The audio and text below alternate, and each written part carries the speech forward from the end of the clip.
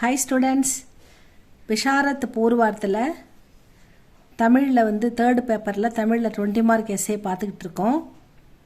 அந்த வகையில் இன்றைக்கி ஒரு இலக்கியம் காட்டும் நகைச்சுவையினை நும் பாடப்பகுதி துணை கொண்டு எழுதுக பார்க்கலாம் ஸ்டூடெண்ட்ஸ். இது இன்றைக்கி இந்த எஸ்ஸே பார்க்கலாம்.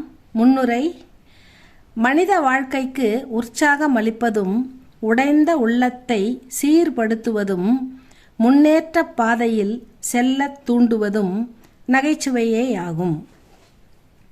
உயர் பெரியோர்களால் சிறப்புற போற்றப்படுவதும் நகைச்சுவையே. அதன் உயர்வை பற்றி இக்கட்டுரையில் காண்போம். நகைச்சுவை மிக முக்கிய பங்கு வகிக்குது. நம்மளை ஆரோக்கியமாக வச்சுக்க உதவுது, நம்மளுடைய சோகத்தெல்லாம் போகுதுன்னு சொல்கிறாங்க.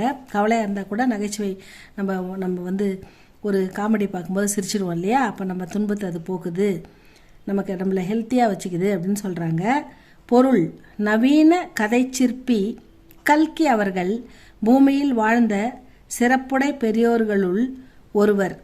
அவர் தம் கவிதையொன்றில் திருக்கழுகுன்றச் சிறப்பை நகைச்சுவை ரசம் ததும்ப கூறுகிறார்.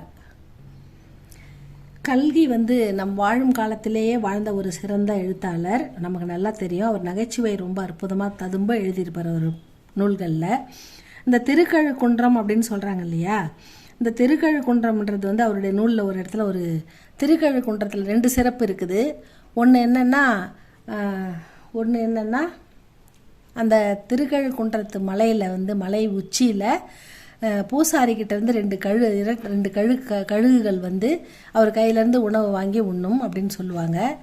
இன்னொரு சிறப்பு என்னென்னா, திருக்கழுக்குன்றம் மலையடி வாரத்தில் இருக்கிற தீர்த்த குளம், அந்த திருப்பாசி குளம் அப்படின்னு சொல்லுவாங்க. திருப்பாசி குளம்ன்றது அந்த ஊர் மக்கள்கிட்ட அந்த குளத்தை பற்றி கேட்டால் அவங்க நிறுத்தவே மாட்டாங்களாம். அந்தளவுக்கு அந்த குளத்தை பற்றின பெருமைகளை சொல்லிக்கிட்டே போவாங்களாம். எல்லாம் சகல வியாதியும் அதில் ஒரு வாட்டி நீங்கள் போய் குளிச்சுட்டு வந்துட்டா சகல வியாதியும் குணமாயிடும், அது சர்வ நிவாரணி அப்படின்னு சொல்லுவாங்க. அது நம்ம ஆசிரியர் சிறப்பாக சொல்லியிருப்பார்.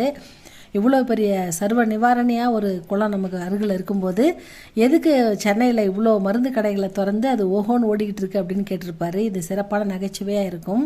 இதை தான் அவங்க திருக்கழுக்குன்றத்துடைய நகைச்சுவை அப்படின்னு சொல்கிறாங்க. பாட்டுக்கொருவனாம் பாரதி தமது படைப்புகளில் கண்ணன் குழலிசையில் மயங்கி நிற்கும் பெண்களின் வாயில் கண்ணன் கட்டெரும்புகளை பிடித்து போடுவது போன்று நகைச்சுவை ததும்ப வர்ணித்துள்ளார். கண்ணன்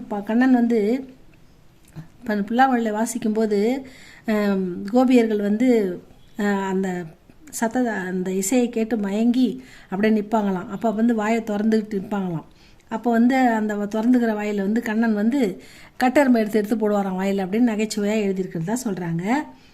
புரட்சி கவிஞனாம் பாரதிதாசன் தமது கவிதை ஒன்றில் குரங்கொன்று, ஒரு குரங்கு ஆலமர விழுதில் தொங்கும். அந்த ஆலமர விழுது என்ன நினச்சிக்கும், அது இவ்வளோ பெரிய நீட்டாக தொங்குறதை பார்த்து பாம்பு அப்படின்னு நினச்சிக்குமா. பாம்பினை தொட்டதாகவும் அது சீரவே மர உச்சிக்கு ஓடிய குரங்கு அது சீருதுன்னு நினச்சி அந்த ஆலமர விழுத பாம்புன்னு நினச்சி அது சீர்றதா நினச்சி உச்சிக்கு ஓடிய குரங்கு தன் வாளையும் பாம்பாக எண்ணி தன் வாளையே பார்த்து பாம்பு அப்படின்னு நினச்சி பயப்படுவதாகவும் நகைச்சுவை ததும்ப கூறியுள்ளார். கவிமணி தேசிக விநாயகம் பிள்ளை அவர்கள் தமது நூலில் கோர்ட்டல் ஃபீஸு என தொடங்கி, அதாவது கோர்ட்டில் ஃபீஸ் வாங்குறாங்க, எதுக்கெடுத்தாலும் கட்ட சொல்கிறாங்க, எதுக்கெடுத்தாலும் ஃபீஸ் கட்ட சொல்கிறாங்க, அதனால் அதை பீஸுன்னு நகைச்சுவாக எழுதியிருப்பார். என்னை தொடங்கி கண்டு ஃபீஸு, கண்டா ஒரு ஃபீஸு, தொட்டா ஒரு ஃபீஸு, இப்படி நோட்டில் ஒரு கையெழுத்து போட்டால் ஒரு ஃபீஸு, இப்படி எல்லாத்துக்கும் ஃபீஸ் வாங்குறாங்கன்ட்டு கோர்ட்டல் பீஸு என தொடங்கி கண்டு பீஸு, காணா பீஸு என பீஸாக பிடுங்கும் அலுவலர்களை குறிப்பிடுவது நகைப்பை ஊட்டுகிறது அப்படின்னு எழுதியிருக்காங்க. கவி வேதநாயகம் பிள்ளையும் தமது நூலில் வழக்கறிஞர்கள் தொண்டையை கிழித்து கொண்டு சண்டை புரிந்து அண்டையிலிருந்து நம் மண்டையை உடைத்ததால் ஆண்டவனை நினைப்பது எப்போது நெஞ்சே என நகைச்சுவை தோன்ற கூறியுள்ளார். கோர்ட்டில் தொண்டை கிழியே சண்டை போட்டு வக்கீலுங்க ஒருத்தர் சண்டை போட்டு அண்டையில் இருக்கிறவங்களையும் பக்கத்தில் நிற்கிறவங்க மண்டையும் உடைக்கிறாங்களாம் அப்படின்னு நகைச்சுவையாக எழுதியிருக்கார். கோர்ட்டில் அவங்க வாதிடும்போது போடுற சண்டையை இப்படி நகைச்சுவையாக அவர் குறிப்பிட்டிருக்கிறார். புகழேந்தி புலவர் நகைச்சுவையாக நலனும் தமயந்தியும் சோலை வளம் காணச் செல்லும்போது அவள் முகத்தை தாமரை மலரென எண்ணி வண்டுகள் மொய்ப்பதாகவும் தடுத்த அவள் கரங்களை காந்தல் மலரென எண்ணி விட்டு விலகாதிருப்பதாகவும் சுவைப்பட வர்ணித்துள்ளார்.